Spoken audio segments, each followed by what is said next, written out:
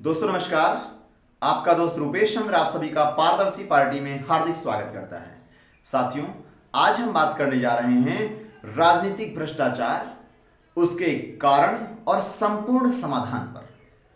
संदर्भ में घटना है दिल्ली में आम आदमी पार्टी की सरकार के दो मंत्री सत्येंद्र जैन और मनीष सिसोदिया का मनी लॉन्ड्रिंग के आरोप में जेल जाना। साथियों, आखिर क्या कारण है कि भ्रष्टाचार के खिलाफ आंदोलन के साथ उठ करके सत्ता में आई आम आदमी पार्टी के दो मंत्री भ्रष्टाचार के आरोप में जेल में बंद हैं। दोस्तों, मनीष सिसोदिया पर मनी लॉन्ड्रिंग का आरोप है। मनी लॉन्ड्रिंग का मतलब है काले धन को सफेद धन में बदलना। जी हां साथियों, आज के समय में भ्रष्टाचार करके कोई भी व्यक्ति बच नहीं सकता। क्यों? टेक्नोलॉजी का दौर आ गया है।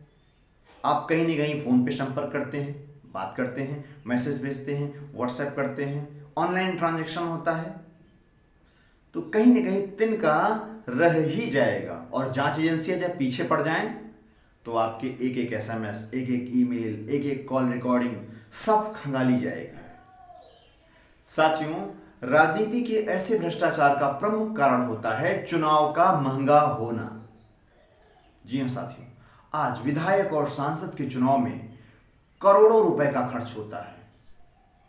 और ये जो करोड़ों रुपया खर्च किया जाता है, ये ईमानदारी से कमाया गया रुपया तो होता नहीं है आमतौर पर। और यदि कोई उद्योगपति व्यापारी आपको 1 करोड़ 2 करोड़ की फंडिंग भी करता है तो जाहिर सी बात है चुनाव जीतने के बाद, सरकार में आने के बाद आपसे वह कुछ नाजायज फायदे की उम्मीद भी लगाता है और आपको नाजायज फायदा पहुंचाना भी पड़ता है। साथियों, दिल्ली में मनीष सिसोदिया जी के ऊपर जो आरोप लगा है, एक तो शराब घोटाले का, दूसरा मनी लॉन्ड्रिंग का। दिल्ली में जगह जगह पर शराब की दुकानें खुलवाई गई हैं। एक तो अनैतिक कार्य है ही ये, और जाहिर सी बात है ठेकों का वितरण होता है, इसमें कमीशनबाजी भी होती है। तो इन सब आरोपों में आज वो जेल में है। साथियों, प्रारंभ में जब आम आदमी पार्टी पहला चुनाव लड़ी थी 2013 में, 2015 में, तो उस समय आम आदमी पार्टी ने पब्लिक से फंड जुटाया था और खुल करके प्रचार कर रहे थे कि हमारे पास पैसा नहीं है, हमें पैसा दीजिए, हम जनता के हित के लिए चुनाव लड़ने जा रहे हैं। और उस समय जनता से उन्होंने बड़ी मात्रा में पैसा भी जुटाया और चुनाव लड़े, उनकी सरकार भी बनी। लेकिन अब चुनाव में पब्लिक से फंडिंग नहीं ली जा रही है।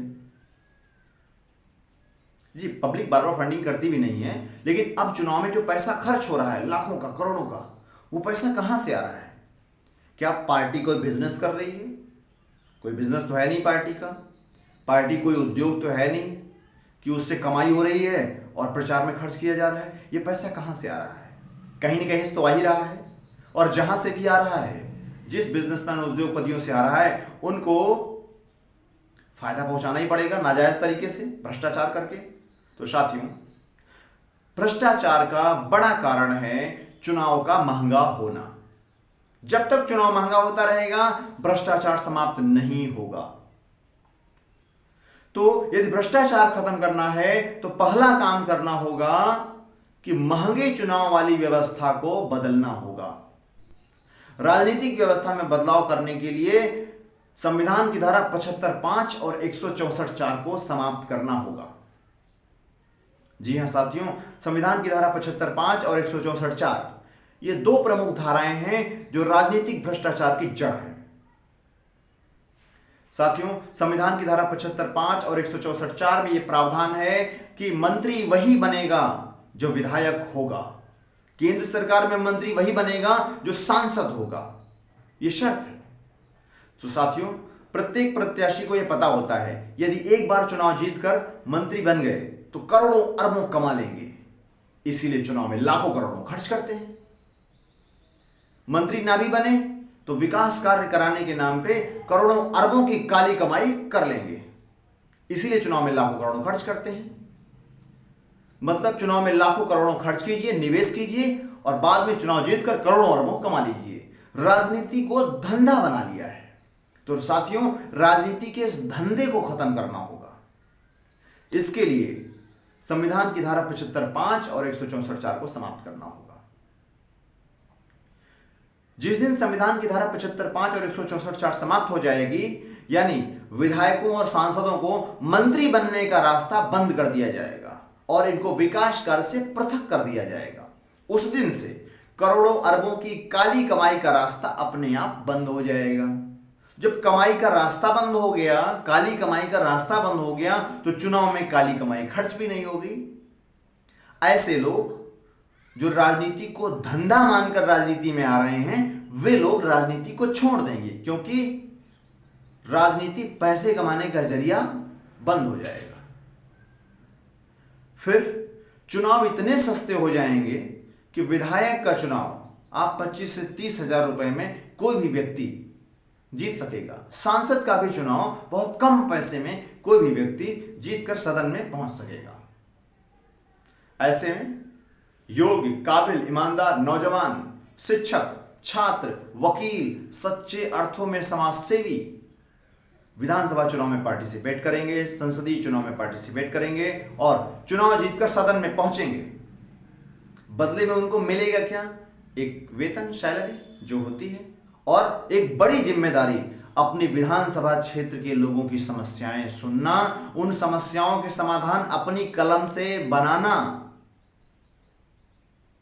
और सरकार से लागू करवाना।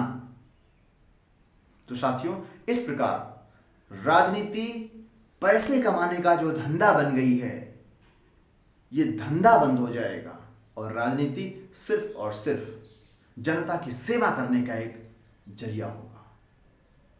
तो साथियों, इसी के साथ एक काम और करना होगा, वो ये कि मुख्यमंत्री का सीधे जनता के द्वारा चुनाव होना चाहिए।